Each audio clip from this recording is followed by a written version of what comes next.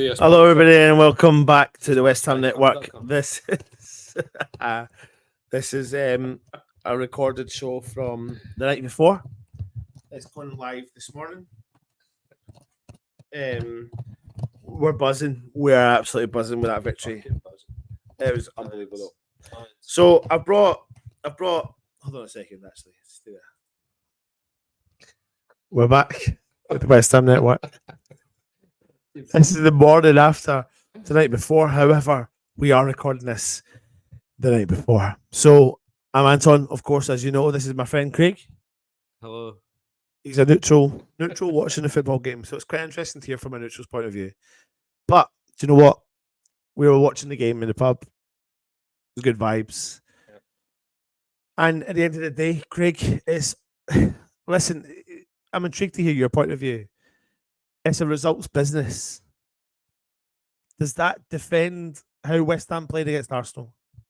Does it defend them? Well, I don't know. Does it matter? I know from talking to you that there's a lot of the Moyes out camp. You've had a few good results recently. Tonight it probably summed it all up. Like as McCoy said, it was like there's only one thing that matters in the stat sheet, and that's the score in the top left corner. All right, was it left? All right, top left. It was top left. It was top left. Cool. And that's it. It was you're clinical. You've got good forwards. Bowen's good. Kudus is good. Kudus, not kudos. Kudus. And Paquetá, obviously, and then you come on. Ben Rama played well when he came on, and it's a brilliant result again. And Arsenal didn't really. They flattered to deceive. They lack a proper centre forward in games like that where it's tough to break a team down, and that was it. And it was classic. I think it was sort of classic West Ham of late, where you've fallen in. The other team's fallen into the West Ham trap a little bit. Yeah, it's interesting to hear from a different point of view because, for me, watching West Ham, I always talk a lot about results matter. It's a results business. It is a results business. So no matter what you want, at the end of the day, it's a results business. It's like any sport in the world, anything you do in business, whatever you want, it's results business. Of course, you want to be entertained along the way, and that's fine. That was an entertaining game to watch, though. It wasn't just an entertaining game from an Arsenal point of view, though. No, they weren't. It's not like West Ham are playing boring football, and we're looking at the screen right now. West Ham won 4 in the last 5, and it'd be good to hear from the Moyes, the people who doubt Moyes. Like, do they still doubt Moyes? Does this give them any more faith in Moyes, or is it just like papering over the cracks? Or I don't know. It's a really interesting one. But ultimately, West Ham are 6th in the league, man. We're 6th in the league. So we've played 19 games. We've won 10, we've drew 3, and we've lost 6. 10 of 19. And but I think what's interesting is when you look at our goal difference, we've scored 33 and conceded 30, so our goal difference is +3. And I think that's where people maybe think, oh, well, when you so far up in the league when you concede the amount of goals you do. But over the last couple of games, we've shown that we don't concede goals when we put the effort in. And we were watching the game in the pub, and I said to you all beforehand, I was quite defeatist, actually, to be honest, because I was like, well, Ogbonna, and I kept saying to you as a joke, and the commentator said it, the 35-year-old former Italian international is starting the game against Arsenal. But, I said in the post-match reaction video that I put up from the pub that every player stepped up from West Ham today. Everyone knows their roles. It's nothing if not organised. Like, they are organised to an absolute fucking T. Like, that's what Moyes does. Is it exciting? Probably not.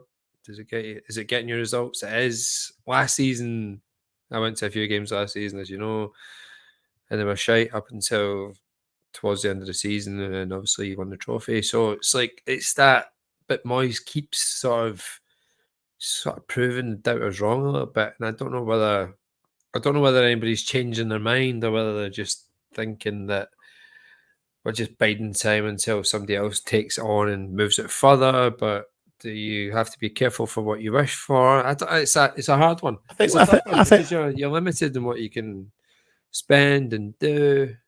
I think West Ham fans have come to the conclusion, though, that we're aware. We believe that David Moyes will be gone come the summer. Do you think so, though? Well, I think If they finish 6th. Well, I know that, but even at that, I think it's going to take a trophy win. If they finish 6th, that Moyes is gone. Possibly. I'm not going to. I know there's loads of stuff kicking about, rumors, whatever, etc., etc. But I mean, we could go on a bit of a show about David Moyes on its own. This particularly is about the victory. You know, let's be brutally honest. If you were watching the game, many West Ham fans did not expect us to get that victory at the Emirates against Arsenal. Especially when you look at the stats of the game. Let's look at the stats of the game. 74% possession to Arsenal to West Ham's 26 possession. They had 30 shots to West Ham's 6. But with all jokes aside, we were talking about the first half, and at halftime they actually on the commentary they brought up Arsenal chances, and I was jesting about, well, look what they've done. They've showed Arsenal chances, and there was only 2.5 or 3 half chances. And there was none of them that were really any major. It didn't feel like that, did it? No, it didn't feel like that watching the game. No, it didn't feel like that. It felt like Arsenal had a lot of possession, absolutely. But it didn't feel like they'd done anything with it. I had nothing to eat and about 3 pints by that point. Yeah. It didn't feel like Arsenal were by far the better team. No.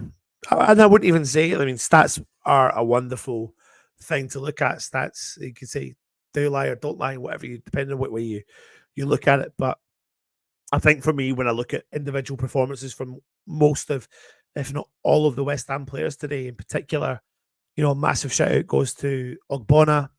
He played the full 90 minutes. He's not played many games this season. He had 6 clearances, 4 block shots, 2 tackles. He won every single one of his ground duels. He only lost possession 3 times. He had 37 touches, 87% pass completion rate, and he was successful with 100% of his dribbles. You know that off the top of your head, man. Just had that off the top of my head. Impressive, mate. So impressive. Man. But it just shows, you know, 35 years old, former Italian international, who many West Ham fans doubted, me included. And he stepped up today. And that's the key part.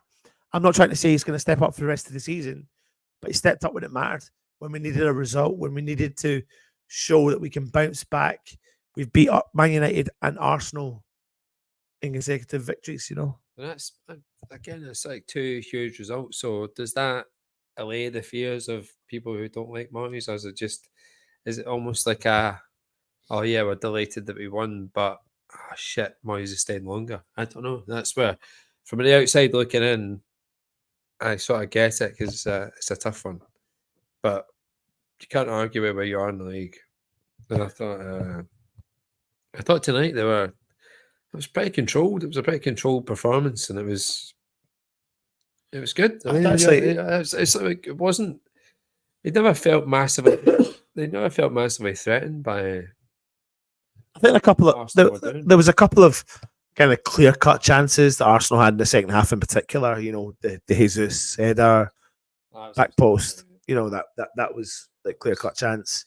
That one, and when Saka hit the post, bad touch, takes on his right foot, hits the post. That's a good chance. But genuinely, apart from that, I don't remember, like you said, anything that really rattled us. Because I think we really, if I'm being honest with you, I think genuinely we controlled the midfield. You know, I felt like we were in the pub, and I remember probably commentating on the game unofficially, never meant to. And we made a running joke about El Machine, you know, Alvarez. You made a running joke. Yeah, I made a running joke of it, but he didn't make a running joke about El Machine. But the point, I think the point I'm trying to make about El Machine was that he turned over the ball so many times, like he was just there or thereabouts. And you know, I'm looking at it now, like he won 100% of his ground duels in the game. 23, 25. He was 92% pass accuracy. He made 1 clearance, 2 block shots, 1 interception, 5 tackles, successful tackles. You know, so his ground duel stats are absolutely incredible right now, like 6 out of 6. You know, Exactly. But 6 out of 6 ground duels. But that's what you need in the middle of the park, Ground duels. especially when you're coming into a player Definitely. who we know is very. I mean, let's compare, right? Let's compare Declan Rice to Edson Alvarez. He played 90 minutes. He had 120 touches. This is Declan Rice was West Ham's best player tonight. obviously giving away the penalty at the end. He had 44 touches, Edson Alvarez, to Declan Rice's 120. How's these ground duel stats still? Let's look at his ground duels. He won 5 from 6. But Edson won 100%. Machine won 6 or 6. El Machine won 1. Won them all.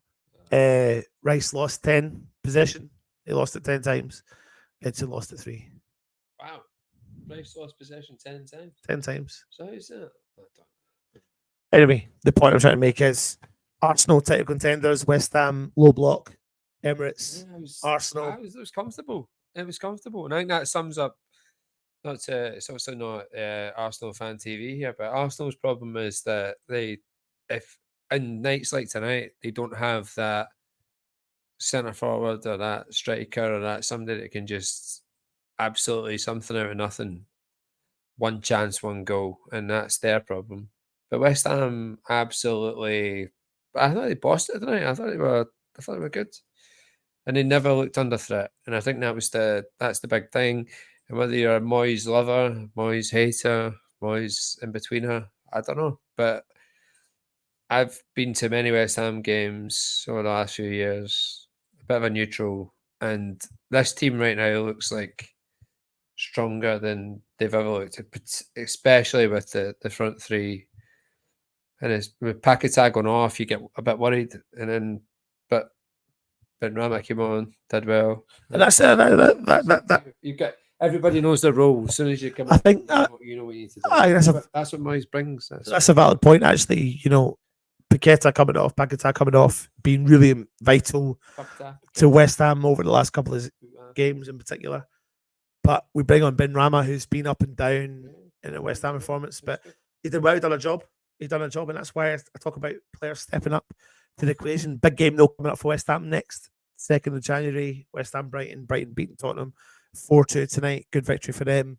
But what an opportunity at home to really push in the Premier League table. West Ham currently set 3 points behind Tottenham. Obviously Tottenham have a superior goal difference, but huge against Brighton. We're 3 points ahead of Brighton ourselves. It's the old proverbial 6-pointer, you know. Absolutely. I mean, if you look at West Ham in comparison to where Chelsea are, for example, in 10th place, there's 8 points. 8 points of a difference. £1 billion spent. Is that a 5th place still getting a Champions League spot? Do we know? I think the way things are currently going, I think they are, and that's all down to West Ham's European performances. I mean, West Ham are massive everywhere we go. Listen, that's it. Bringing it to an end. I'm Anton. Not Anton. Thanks for watching. Take it easy, and of course, come on, you irons.